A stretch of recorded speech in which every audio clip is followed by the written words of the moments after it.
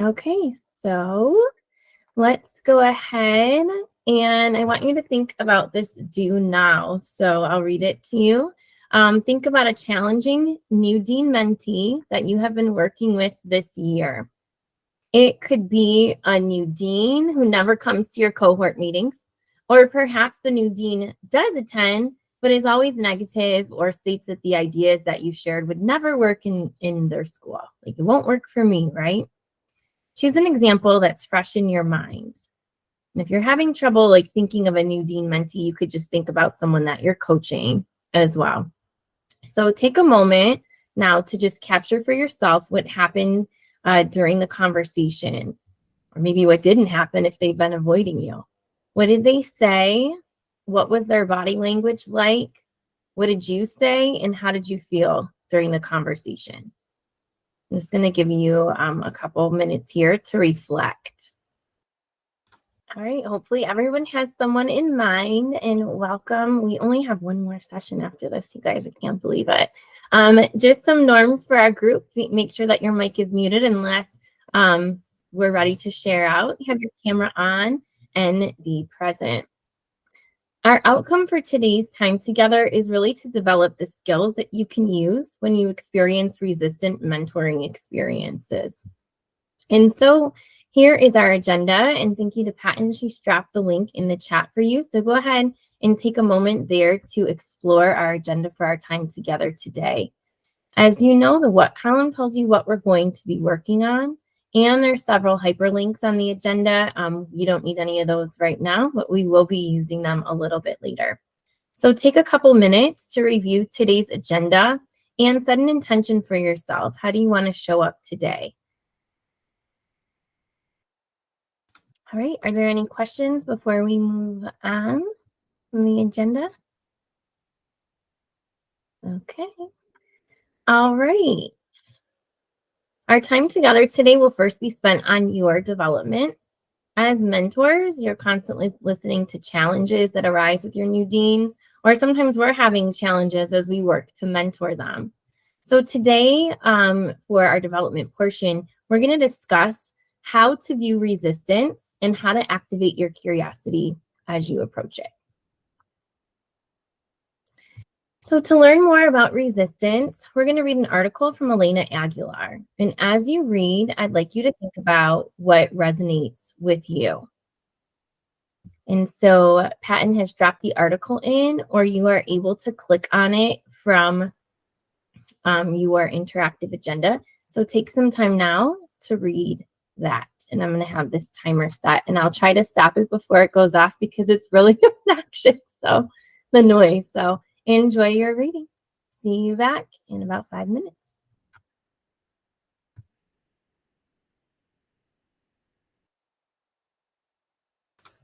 Okay, I hope everyone had time to finish reading the article. Now's the time when you can unmute to share or add something to the chat box. What resonated with you from this article?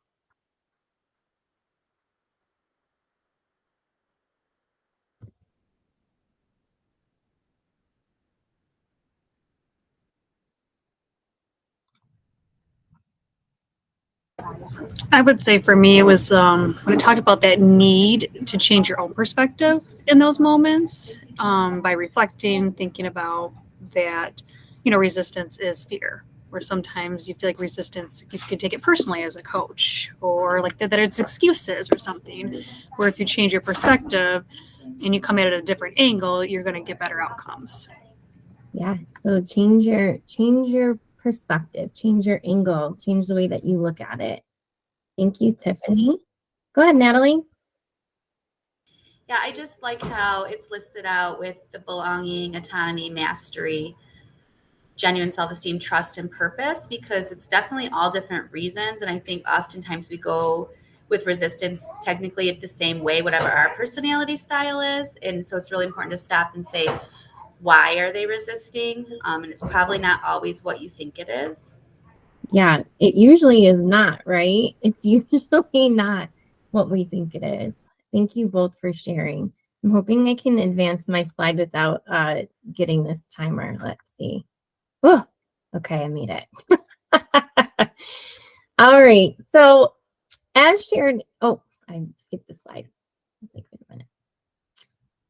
Where is that? Okay, maybe I did not. Okay, so as shared in the article, there's 5 steps that a coach or you as a mentor should take when you're experiencing some resistance with the person that you're working with, right? So here's the first 3 steps. We have explore your fear, activate your compassion, and activate your curiosity. So take a moment now to just review the slides or just review each of these steps as a summary to frame up your thinking here for these first 3 pieces. So as you can see, the first part of dealing with someone who is resistant really deals with you, the coach's ways and of being and their beliefs, right? So it deals with you as a person. And so I want you to think back now to the mentee that you thought about in your do now, or that person that you're coaching at your school right now that's giving you a little bit of a challenge, right? You're experiencing some resistance. So I want you to independently reflect on these first 3 steps or your beliefs and ways of being. And what's coming up for you? So now that you had just a moment to reflect to yourself on what's coming up for you as you think about who you are when you're involved in those types of situations, let's explore the last 2 components of when we're working toward coaching resistance. Step number 4 is to stay in relationship. Here we're listening to what the mentee is saying and showing them that we're there really to support them. And then step 5 is to use the ACE coaching framework. So today we're going to focus on this piece here of the coach's behavior. So we've talked about the ways of being and then your beliefs. And then we're going to look at a couple of resources and listen to Elena in a minute on how she's coaching a resistant teacher. So first, let's explore these resources here. The first resource is the coaching sentence stems. And I personally find these to be amazing. I like to have them by me if I'm coaching a new dean or principal, or to offer some suggestions of questions that could be asked. So these coaching sentence stems are really great. You'll notice that there's 2 pages. And on the second page, you'll see there's more like reflective and directive questions. On the front page, there's also some survival type phrases, which are really good anytime you feel like I'm stuck when I'm coaching or mentoring or thinking of questions to ask. These are some great questions here. So take a moment now to review the coaching sentence stems resource. And then in just a moment, we'll check out the second one.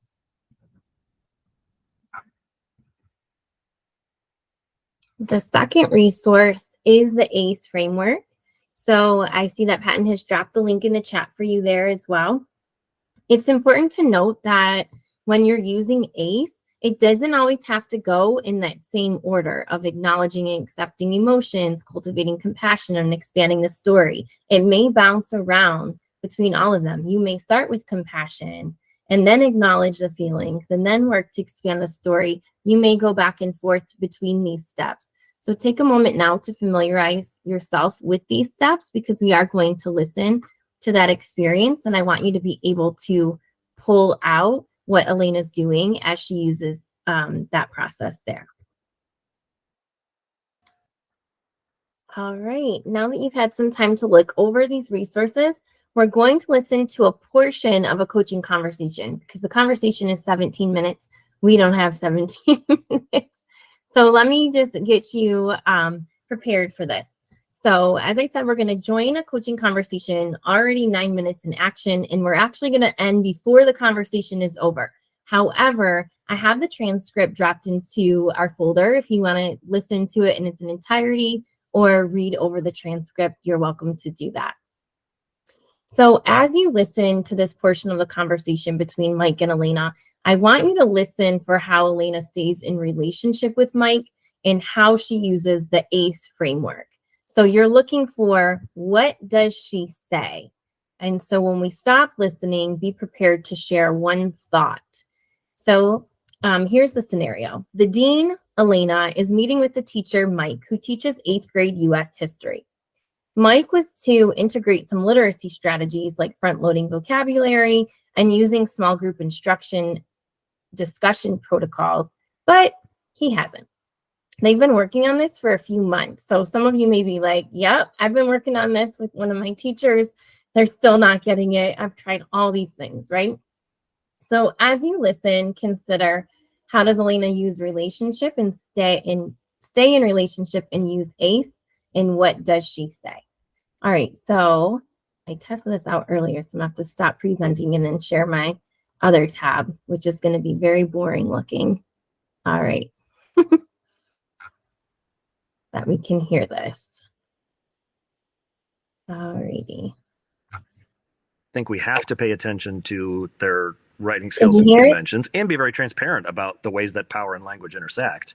But I guess I just don't feel like I have the space or frankly the expertise to develop the writing tools for most of our kids, which is where they got English class, they've got ESL teachers. That feels like where that lives, but I'm still struggling.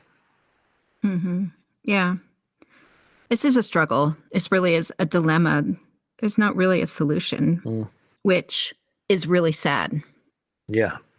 I think I'm just wanting to acknowledge, I hear your commitment to your kids, and there's some elements here that are really frustrating and sad and outside of a conversation about front-loading vocabulary using graphic organizers.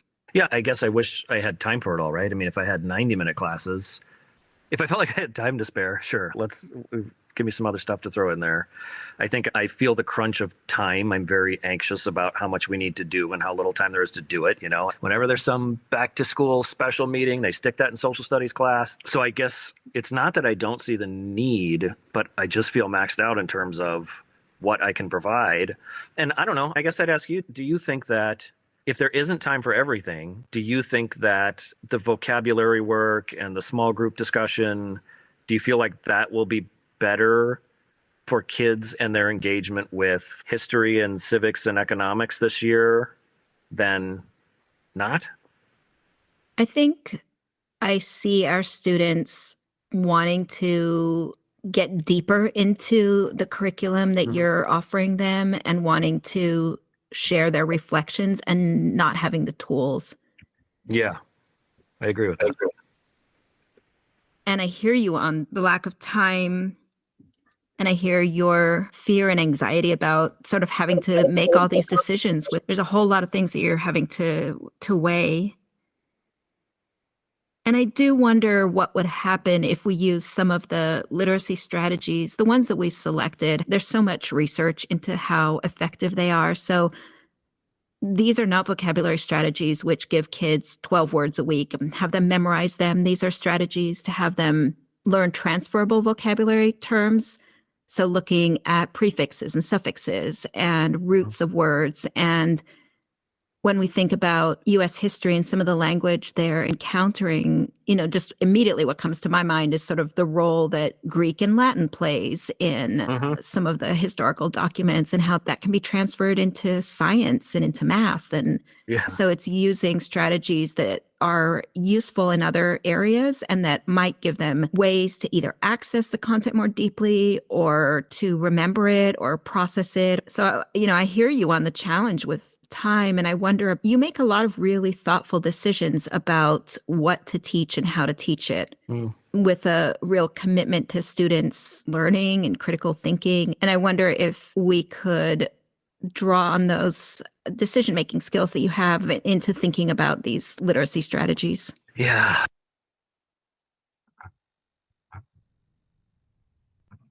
Okay. Back over to this.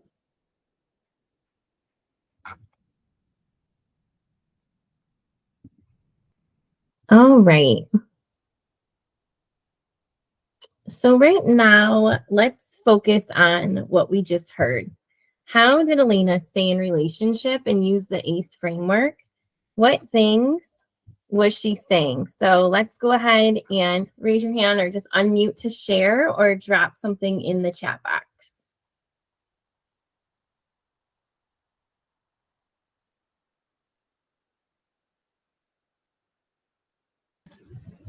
Hey, Emily, that was a great conversation. Man, she was so good. She did so many things that I was like, I love it. One thing I really like that she did that I don't often think of is just listening to affirm his feelings. Mm-hmm. I mean, that was, and I mean, she really, to say, I'm hearing what you're saying, not judging it, and, you know, and validating it too. So I think that went a long way to him saying, maybe she'll hear more about my concerns. And he did and asked for her opinion. It was really good. Yes. Yeah. It's a really good conversation. Like I said, it's quite lengthy, but there's a lot of good pieces. So yeah, you see her, as Heather just shared, like acknowledging and accepting those emotions. Like, I hear you're feeling frustrated. I hear there's a little bit of anxiety, right?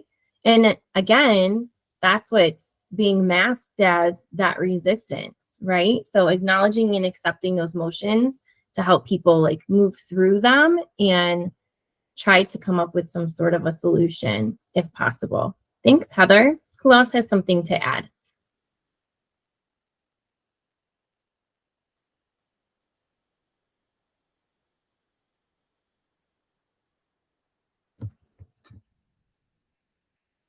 It can just be some of her phrases that you heard too. You heard her saying.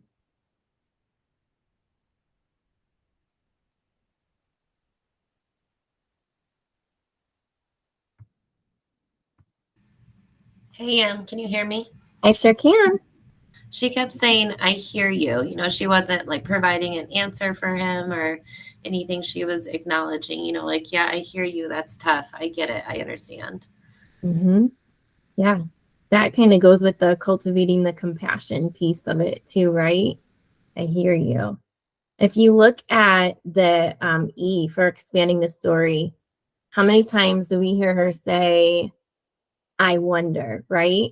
I wonder if, I wonder if, and so kind of helping to let him see. So Mike was asked to do these things and he's not doing them. And the whole entire time we didn't hear what he was not doing, right? She was just exploring it through that.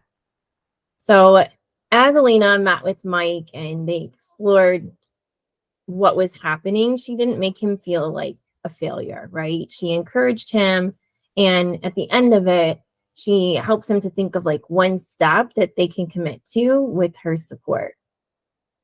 And so now it's your turn, mentors. So thinking back to your mentee that you're thinking about or someone that you're currently coaching, it's your turn to practice using the coaching sentence stems and ACE by applying it to your current situation that you thought about in your do now.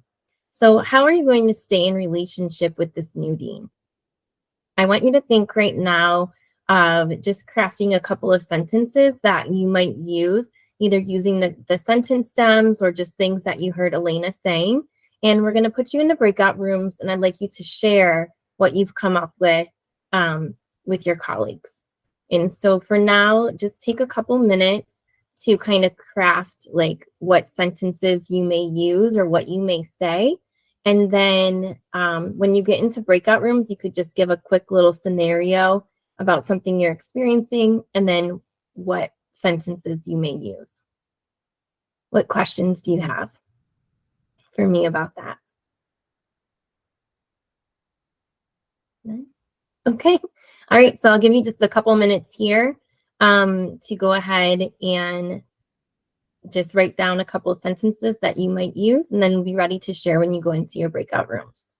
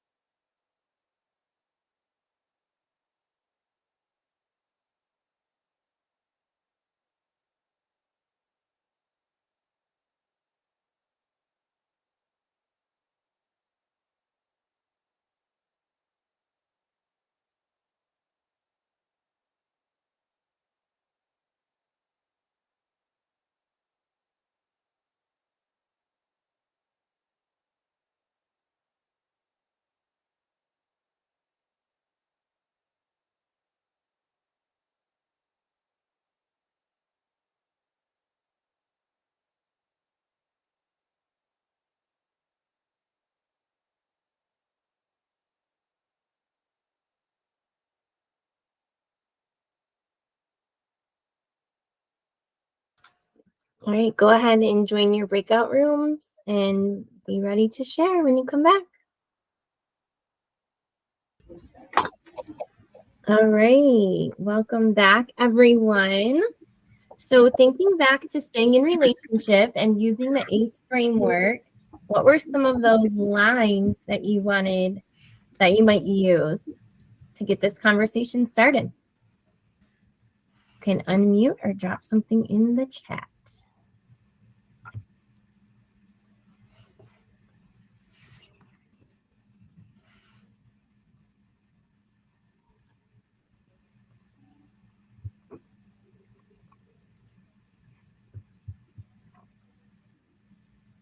We both included the word curious in our conversations. Thank you, Erin. Yes, that's a good line, right? I think that might be one of the survival phrases too, right? I'm curious to know more about. Great. What else? So Erin and Ashley are off the hook. Breakout 1. So we have breakout 2 or breakout 3. Someone from either of those groups, something that you might say.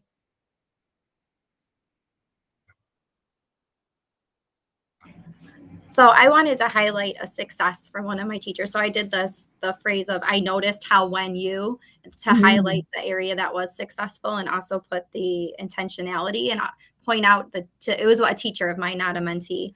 Point out how when you were intentional and made those choices, the good things that came from it.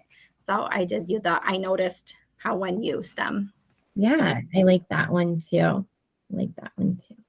Nikki said, tell me more, and also just affirming the I noticed when you. Yeah, so hopefully you all find these sentence stems helpful as you think about it. And again, Elena Aguilar is a great resource as you're thinking about coaching people or mentees who may be resistant.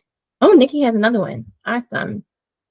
I also really like, is there a question that you can think of, right? That I should be asking you.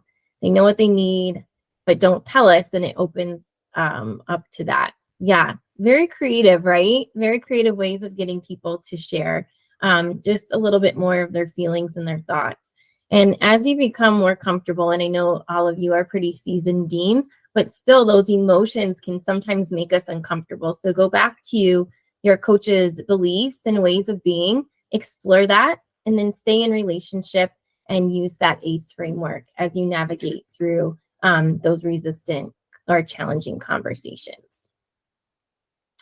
All right. And so with that, it is now time for collaboration. And so today you'll have some time to prepare for your next upcoming cohort meeting. So the first one is next week, February 8th. And then we have one on March 21st. So you'll be preparing for both of those today. And so we're going to dive into our presentations. As you know how this goes, your Dean Mentor Google folder has been just placed into the chat for you. And inside, you should be able to find a February and March presentation. You should have all editing access. I have added some different, introduction, like slides, and then some other ideas for your final slide. But again, you do not have to use those things. Use what makes the most sense to you. Are there any questions before we place you back into breakout rooms to have some time to work on your presentations? All right. Well, I will pop into all 3 rooms just to check in and see if there's anything that's coming up for you as you work on this. So Patton is going to place you into breakout rooms. And we'll see you back in about like 14-ish, 13 minutes. They're already there. Are there any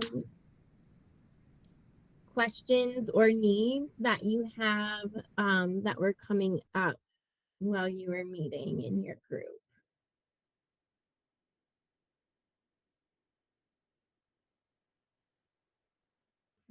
Okay. Well, with that, of course, you have your 2 cohort meetings that you're leading in February and March. Then we meet for one final time, April 30th. And then you have a final cohort meeting on May the 9th. So as you are navigating this, if you have any troubles or challenges, or you just want a thought partner, please know that I am available to you for all of those things. And as I mentioned, I will work on getting the last cohort meeting feedback out to you as well, in case you want to talk about anything that's popped up there. So I'll be looking to do that just shortly. And with that, I launch you with this quote from the great Elena Aguilar, my new BFF. I also like Michael Bungay Stanier. But resistance is fear. Meet fear with compassion, curiosity, and persistence, and it will soften. So hopefully you are not experiencing too much resistance with your current mentors or anyone that you're coaching, but we know that it happens, and hopefully you'll be able to use these tools to support you as you move along through these last few months. They're going to go by quickly. Thank you for all that you do and for being with me today. I hope you have a great rest of your week. Thank you, Emily.